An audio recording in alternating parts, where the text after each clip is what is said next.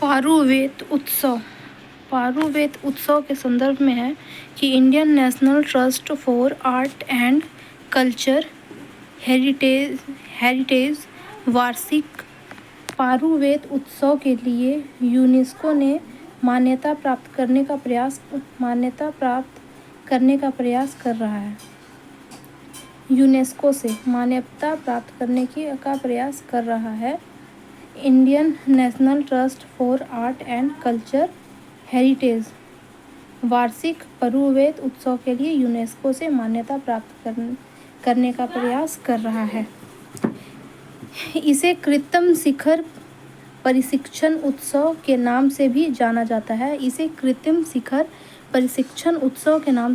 जाता है। और यह आंध्र प्रदेश के अहोबिलम स्थित श्री नरसिंह स्वामी मंदिर में मनाया जाता है। कहाँ मनाया जाता है? तो ये मनाया जाता है आंध्र प्रदेश के अहोबिलम स्थित श्री नरसिंह स्वामी मंदिर में मनाया जाता है। इसकी उत्पत्ति जो है किंवदंती के अनुसार भगवान विष्णु ने अहोबिल में नरसिंह के रूप में अवतार लेने पर महालक्ष्मी से विवाह किया, जो चेंचू लक्ष्मी नामक एक आदिवासी लड़की के रूप में पैदा हुई। यहाँ का मान्यता है चेंचू जनजाति अहोबिल नरसिंह को अपने बहनोई के रूप में मानती है और नरसिंह दीक्षा के माध्यम से अपनी भक्ति प्रकट करती है, जिसके दौरान वे पीले वस्त्र और तुलसी माला पहनते हैं और ब्रह्मचर्य का पालन करते हैं। पारुवेद अनुष्ठान आमतौर पर विजयदशमी या संक्रांति के दौरान कई मंदिरों में मनाया जाता है, जबकि अहोबिलम में यह मंडला 40 दिन तक आयोजित किया जाता है। यह उत्सव सभी वर्गों के लोगों द्वारा मनाया जाता है, चाहे उनकी जाति और धर्म कुछ भी हो। इस प्रकार यह सांप्रदायिक उद्भव का प्रतीक है। क्षेत्र है चेंचू जनजाति मुख्य रूप से दक्षिण भारत के पहाड़ों, मुख्यतः आंध्र प्रदेश में निवास करती है, जबकि इसके छोटे और ओडिशा में भी रहते हैं। समुदाय है तमिलनाडु, कर्नाटक। मूल भाषा इसका है चेंचू द्रविड़ भाषा परिवार से संबंधित है। हालांकि इस समुदाय से संबंधित कई लोग तेलुगु भी बोलते हैं और उनके हिंदू पड़ोसियों की भाषा है। पारंपरिक आजीविका चेंचू जनजाति के बारे में, इनकी पारंपरिक आजीविका जो है ये घुमंतू जीवन व्यतीत करना और भोजन इकट्ठा करना। अब वे किसान या वन श्रमिकों के रूप में काम करते हैं। निवास स्थान वे छत्ते के आकार के घरों में रहते हैं, जो कि छप्पर, टहनियों, नरकटों या शाखाओं से जुड़े हुए खंभे से बने होते हैं। चेंचू जनजाति के बारे में इनके समाज में बोला जाए तो इसमें कबीले, विस्तारित परिवार इकाइयाँ, स्थानिक परिवार शामिल होते हैं। वे बहिर्विवाह और पितृवंशीय समाज का पालन करते हैं। SC/ST कानून के तहत अपराध। संदर्भ है सर्वोच्च न्यायालय ने फैसला सुनाया कि SC/ST व्यक्तियों के लिए सभी अपमान या धमकियां SC/ST अत्याचार निवारण अधिनियम 1989 के तहत अपराध के रूप में योग्य नहीं है। अधिनियम 1989 के तहत विचारणीय तथ्य इसमें है कि अदालत ने कहा कि SC/ST अधिनियम केवल तभी लागू होता है जब अपमान या धमकी जानबूझकर और सीधे पीड़ित की SC/ST पहचान से जुड़ी हो। SC/ST के अधिकारों की रक्षा के लिए प्रमुख संवैधानिक प्रावधान अनुच्छेद 15(1) में धर्म, नस्ल, जाति, लिंग या जन्म स्थान के आधार पर भेदभाव को प्रतिबंधित करता है। आर्टिकल 17 सभी रूपों में अस्पृश्यता को समाप्त करता है। आर्टिकल 23 जबरन, शर्म या बेगार का निषेध करता है। आर्टिकल 46 समाज के कमजोर वर्गों, विशेषकर अनुसूचित जाति और अनुसूचित जनजातियों के शैक्षणिक और आर्थिक हितों की अभिवृद्धि करना। आर्टिकल 16 सब क्लॉज 4 और आर्टिकल 16 सब क्लॉज 5 अनुसूचित जाति और अनुसूचित जनजाति के लिए सेवाओं और पदों में आरक्षण प्रदान करना। अनुसूचित जाति और अनुसूचित जनजाति अधिनियम 1989 के बारे में कहा जाता है कि 1989 के अधिनियम की धारा 3 सब क्लॉज 1 आर और 3 सब क्लॉज 1 यू, धारा 3 सब क्लॉज 1 आर और धारा 3 सब क्लॉज यू 1 यू सार्वजनिक रूप में SC/ST व्यक्ति का अपमान करने और SC/ST समुदायों के खिलाफ घृणा या द्वेष को बढ़ावा देने से संबंधित है। यह अनुसूचित जाति SC और अनुसूचित जनजाति ST के सदस्यों के खिलाफ SC और ST के अलावा अन्य व्यक्तियों द्वारा अत्याचार के अपराधों को रोकता है। इसमें अनुसूचित जातियों और अनुसूचित जनजातियों के विरुद्ध किए गए अत्याचारों के अपराधों के लिए सजा का प्रावधान है। यह केंद्र सरकार को अधिनियम के उद्देश्य को पूरा करने के लिए नियम बनाने के लिए अधिकृत करता है। यह अधिनियम संबंधित राज्य सरकारों और संघ राज्य क्षेत्र प्रशासनों द्वारा कार्यान्वित किया जाता है, जिन्हें अधिनियम के उपबंधों के प्रभावी कार्यान्वयन के लिए केंद्र प्रायोजित योजना के अंतर्गत उचित केंद्रीय सहायता प्रदान की जाती है। शेड्यूल कास्ट को CDP सुरक्षा, CBT सुरक्षा, CDP सुरक्षा, CDP की सुरक्षा के संदर्भ में है कि भारत सरकार ने क्लस्टर विकास कार्यक्रम के तहत बागवानी किसानों को सब्सिडी वितरित करने के लिए CDP सुरक्षा नामक एक नया प्लेटफॉर्म प्रस्तुत किया है। सुरक्षा का तात्पर्य एकीकृत संसाधन आवंटन, ज्ञान और सुरक्षित बागवानी सहायता प्रणाली से है। CDP सुरक्षा के बारे में है कि CDP सुरक्षा मूल्यतः एक डिजिटल प्लेटफॉर्म है जो भारतीय राष्ट्रीय भुगतान निगम के ई-रूपी वाउचर का उपयोग करके किसानों को उनके बैंक खातों में सब्सिडी के त्वरित वितरण की अनुमति देगा। CDP सुरक्षा के बारे में उपयोग करने की अनुमति किसान विक्रेता कार्यान्वयन एजेंसियां, क्लस्टर विकास एजेंसियां और राष्ट्रीय बागवानी बोर्ड NHB के अधिकारी इसका उपयोग कर सकते हैं।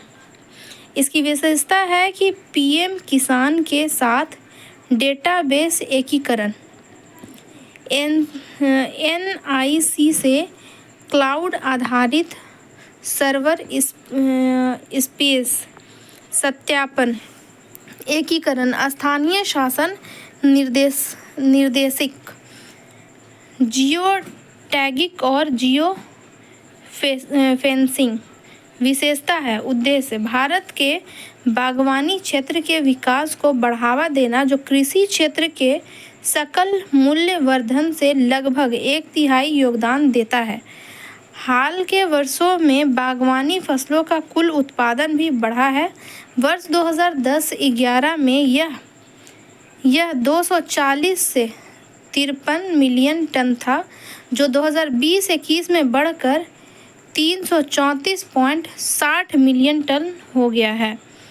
इंडिया सेमीकंडक्टर मिशन, इसके संदर्भ में है कि सरकार ने गुजरात के सानंद में सेमीकंडक्टर इकाई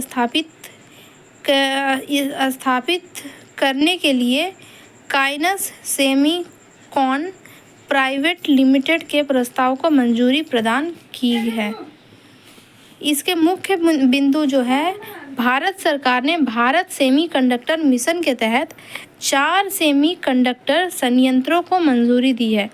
भारत में सेमीकंडक्टर और डिस्प्ले विनिर्माण पारिस्थितिकी तंत्र के विकास के लिए कार्यक्रम दिसंबर 2021 में 76,000 करोड़ के शुरू किया गया था। मुख्य बिंदु है, सरकार ने गुजरात के सानंद में सेमीकंडक्टर इकाई के लिए पहले प्रस्ताव को मंजूरी दी। फरवरी 2024 धोलेरा गुजरात, मोरीगांव असम और सानंद गुजरात में 3 और सेमीकंडक्टर इकाइयों को मंजूरी दी गई है। इंडिया सेमीकंडक्टर के बारे में, इसे 2021 में इलेक्ट्रॉनिक और सूचना द्वारा शुरू किया गया था। प्रौद्योगिकी मंत्रालय ISM का उद्देश्य भारत में एक अस्थायी सेमीकंडक्टर और डिस्प्ले से इकोसिस्टम विकसित करना है। ISM के घटक, डिस्प्ले फैंस योजना, इसका उद्देश्य है भारत में डिस्प्ले फैब स्थापित करना है। सेमीकंडक्टर सुविधा योजना, मिश्रित semiconductor, silicon, photonics, sensor fabs और सेमीकंडक्टर असेंबली, परीक्षण, मार्किंग और पैकेजिंग सुविधाएं स्थापित करने पर ध्यान केंद्रित किया गया है। ISMA के घटक, डिज़ाइन लिंक्ड इंसेंटिव योजना, एकीकृत circuit, chipset system on chips system और IP कोर सहित सेमीकंडक्टर डिज़ाइनों के विकास के लिए वित्तीय प्रोत्साहन एवं संरचना विकास सहायता प्रदान करती है। प्रोत्साहन एवं अवसंरचना विकास सहायता प्रदान करती है। ISM के घटक, नोडल एजेंसी की भूमिका, ISM सेमीकॉन इंडिया कार्यक्रम के तहत योजनाओं के बारे में नोडल एजेंसी के रूप में कार्य करता है, जो प्रस्तावों का मूल्यांकन करता है तथा सेमीकंडक्टर और डिस्प्ले पारिस्थितिकी तंत्र में निवेश आकर्षित करने के लिए हितधारकों के साथ जुड़ता है। Great Indian bustard, great Indian bustard के संदर्भ में जो है ये है, पर्यावरण, वन और जलवायु परिवर्तन मंत्रालय ने ग्रेट इंडियन बस्टर्ड तथा लेसर फ्लोरिकन के संरक्षण के अलग चरण के लिए 56 करोड़ रुपए की मंजूरी दिया है। ग्रेट इंडियन बस्टर्ड यह भारत की स्थानिक 3 बस्टर्ड प्रजातियों में से सबसे बड़ी मानी जाती है। अन्य प्रजातियां बंगाल फ्लोरिकन और लेसर फ्लोरिकन है। ग्रेट इंडियन बस्टर्ड राजस्थान का राज्य पक्षी है। वर्तमान में लगभग 140 ग्रेट इंडियन बस्टर्ड और 1000 से कम लेसर फ्लोरिकन जीवित हैं। ग्रेट इंडियन बस्टर्ड वर्तमान में ये राजस्थान और गुजरात तक ही सीमित है। इनकी एक छोटी आबादी महाराष्ट्र, कर्नाटक और आंध्र प्रदेश में भी देखी जाती है।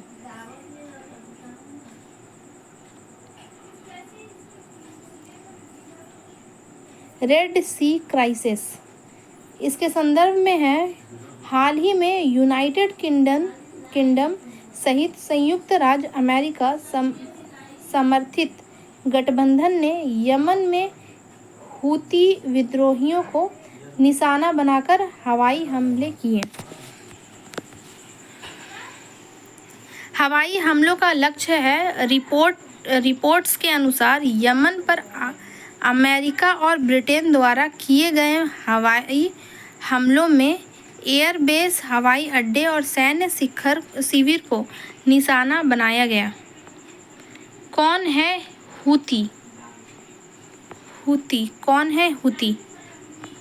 हूती यमन में मौजूद एक सशस्त्र समूह है। 1990 के दशक में इसकी शुरुआत हुई थी और हमास इस्राइल युद्ध शुरू होने के बाद हूतियों ने लाल सागर में जहाज़ों पर हमले किए थे।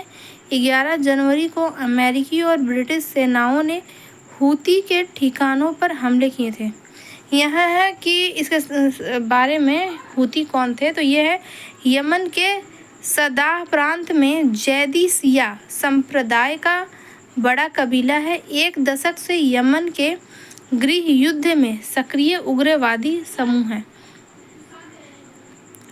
राष्ट्रपति अली अब्दुल्ला सालेह की तानाशाही के विरुद्ध 1990 के दशक में शुरू हुआ। वर्तमान में यह पूरे शहर में विद्यमान होने के साथ उत्तरी यमन को नियंत्रित करता है। हथियारों और वित्तीय सहायता के साथ ईरान द्वारा समर्थित शिया समूह एरिया अंडर हुतीज का एरिया सऊदी अरबिया, यमन,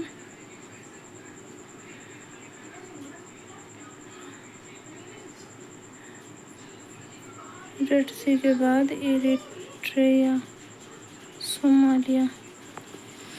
लाल सागर और बाबा अल मंडेल के बारे में। बाबा अल मंडेल यहाँ। हाँ, लाल सागर और बाबा अल मंडेल के बारे में। लाल सागर अफ्रीका और एशिया का विभाजक है तथा वैश्विक वाणिज्य और ऊर्जा शिपिंग के लिए एक महत्वपूर्ण जल मार्ग है। बाबा अल मांडेब यह अफ्रीका और अरब प्रायद्वीप के बीच एक संकरा जलडमरू माध्यम है जो अरब प्रायद्वीप पर यमन, अफ्रीकी तट पर जिबूती और इरिट्रिया के मध्य स्थित है। इसे आंसुओं द्वारा भी कहा जाता है। आंसुओं का द्वार भी कहा जाता है। भारत के लिए निहितार्थ निर्णय पर प्रभाव। यूरोप, अमेरिका के पूर्वी तट या उत्तरी अफ्रीका के देशों को निर्यात करते समय लंबे मार्ग का उपयोग किया जाता है। भारतीय निर्यात संगठनों में महासंघ के अनुसार पश्चिमी गोलार्ध का लगभग 90% माल, चाहे वह भारत से आयात या निर्यात किया हो, जो पहले लाल सागर से होकर निर्यात किया जाता था, अब केप ऑफ गुड्स होप के मार्ग से निर्यात किया जाता है। केप ऑफ गुड्स, अच्छा, इधर से होकर के ये रहा अफ्रीका में रेड सी ना, इधर से घूम करके केप ऑफ गुड्स से होता है। ठीक है।